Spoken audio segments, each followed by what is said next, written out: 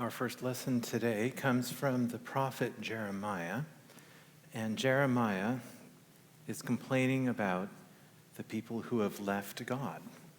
And God told them, "My people have committed two crimes. They have forsaken me, the spring of living water, and they have dug wells, broken wells that can't hold water." And in our gospel lesson, we have Jesus giving us some table manners. And Jesus said that when you go to a party, don't go to the highest place and sit down there, because when the host comes in, he may see you where you are and move you to a lower place. But instead, when you go to a party, sit in the lowest spot, and when the host arrives, he will see you and say, "Friend, come sit up here." Because all those who humble themselves will be exalted, and all those who exalt themselves will be humbled.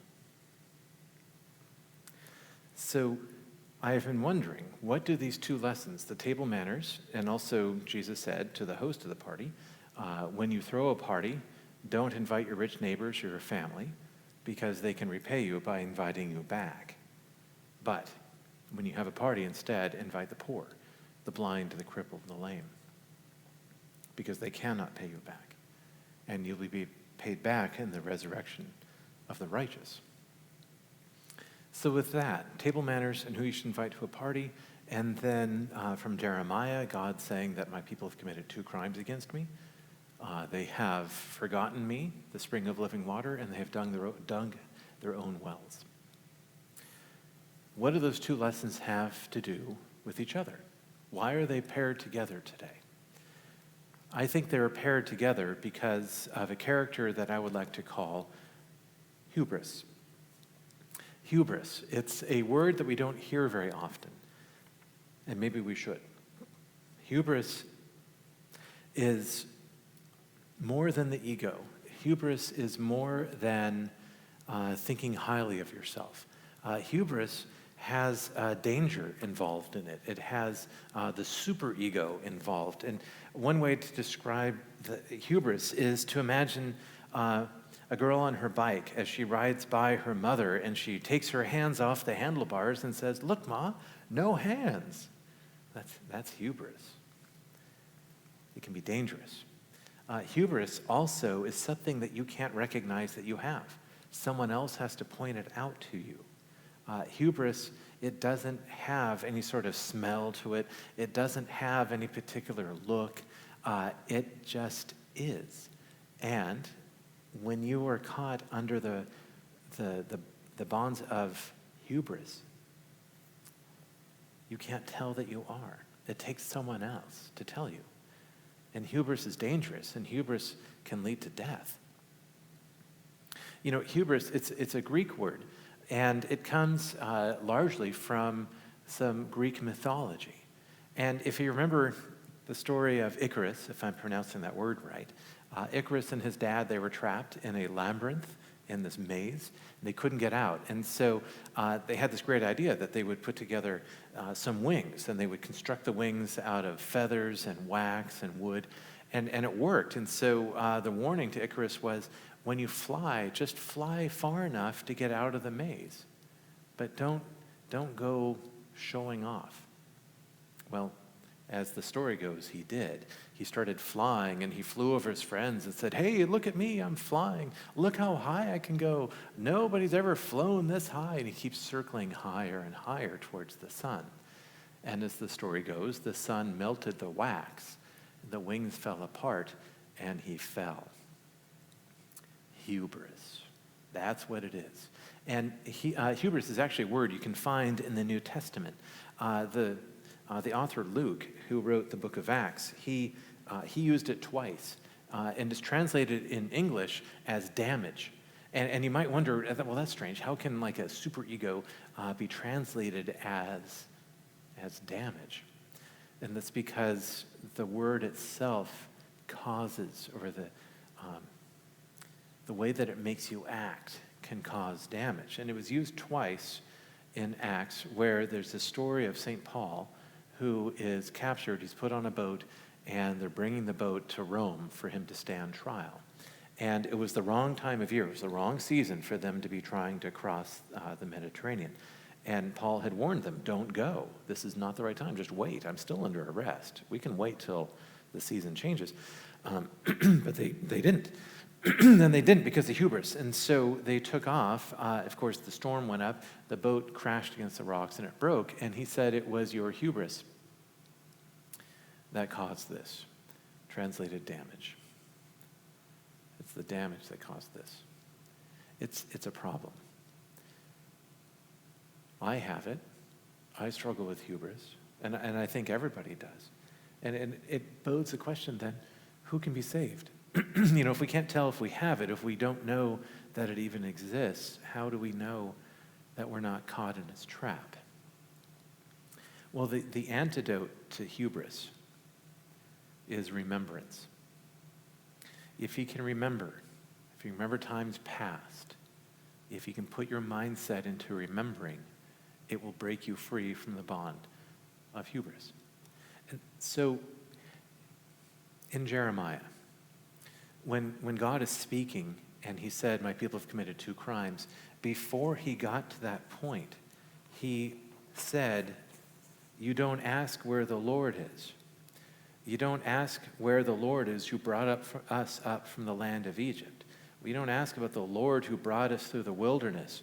That was a land of deserts and a land of ravines and a land of drought and darkness and a land that had no return where no one survives. Yet I brought you into a land of plenty. He's calling them to remember. Remember what I did for you. Remember that I took you through a land that nobody else survives, but you did. Remember. And that's his command. Remember things, and it'll break you free from hubris.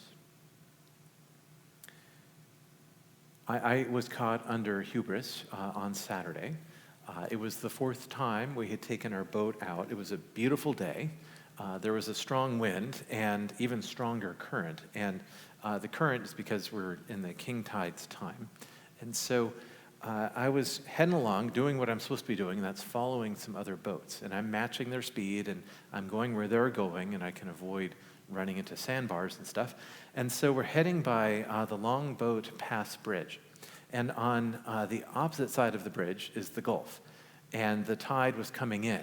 So through that small inlet, a tremendous amount of water has to come in to fill Sarasota Bay. And so it's fun to watch, but I happened to be on a boat at the time and following these boats that are about 50 boat lengths in front of me. They were a good distance ahead of me, but I could see what they're doing, and I was watching their speed. And they're coming along near the bridge as they're heading south, and we're all heading to Jewfish Key. It's a beautiful beach area. There's a sandbar there that we wanted to hang out on. So we were following them, and suddenly both boats, their back end, the stern, kicked out to the left, and they're pointing almost directly at the bridge. They were still going forward, but they were going sideways at the same time. And what that is this giant river of salt water from the Gulf coming in would grab the boats and would turn them. So they had to power up a bit as they're heading into it to go straight. You may have seen this with airplanes when they're trying to land, and there's wind shear that's going against where the landing strip is. And so the planes have to turn into the wind, and it makes it very uncomfortable landing as they're coming in at a 45-degree angle. And so that's what these boats were doing. And I pointed that out to Christy, and I said, do you see this? This is what we're heading into. I've never had to experience something like this. And I started getting ready for it. And she looked at me and said, remember, honey, you're a novice. Oh, yeah, I'm a novice. So instead of going through it, I turned, and we went the long way around Jewfish Key and came up from the south side onto the sandbar. Remember, you're a novice. It's that act of remembering that broke the hubris that was in me, the hubris that said, look, me, I can do this. Yeah. Maybe someday, but not today. In the Book of Common Prayer on page 437, you don't need to pull it up. You probably have heard these words before. It's for marriage. And it says in here about the things that we say to one another when we get married. And with it is a promise. It's something that's good for us to remember. So page 427. To have and to hold from this day forward, for better, for worse, for richer, for poorer, in sickness and in health, to love and to cherish until we are parted by death. That's the vow, that's the covenant that we make with each other. We remember our wedding anniversaries. It's an important time to sit back and remember. And for some of you, you are in times that are better. And some of you are in times for worse. Some of you are in times of sickness. And some of you are in times of health. If you remember the length of your union together, you'll remember that you've had times that were better if you're in times that were worse. That you've had times where you were poor if you were times in richer. And that you remember in times of health and in sickness. You remember to love and cherish until parted by death. And for those of you that are mourning the loss of your spouse, remember the times, the richer and the poor. And remember the vow until we are parted by death. Remembrance, it's a thing that is very, very important for us to do. And so as everyone's excited about what's coming up in October, and great things are happening here at All Angels, and I'm really blessed and humbled to be here. It's wonderful. Yet, despite all that, in all of that, I have to remember that BJ and Dave Bishop, they opened their house to me, and they welcomed me when I came down here to interview. That's something I can never repay them for. They did what Jesus said, invite those who cannot repay you. I remember that on one night when I was here for interviews, the first night actually, I was invited over to Laurel and Jeff Vaughn's house. And we had this wonderful dinner. We had this beautiful house, wonderful time to sit down and relax. They threw a party for me, and I can never repay them. I can't. And for those of you that are excited that you have a new priest, you can't repay them either. They did what Jesus had said to do. How are you with hubris? With a hurricane that is off of our coast? You see hubris with some people that are refusing to leave. Well, no, I've survived all other hurricanes. I'll survive this. You don't know that. Scripture does not guarantee tomorrow.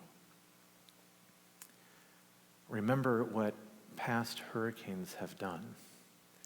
And remember that those who survived what they did. Remember. It'll break you free from the damage that hubris causes. Since we can't break ourselves free from it, since it requires someone else, in this case the prophet Jeremiah, to tell the people, this is what God is saying. Remember what God did for you. Maybe today you're being reminded of things in the past. And maybe that's helping to break through. Or maybe God is calling you today to be the one to have someone else that you know who is stuck in the trap of hubris.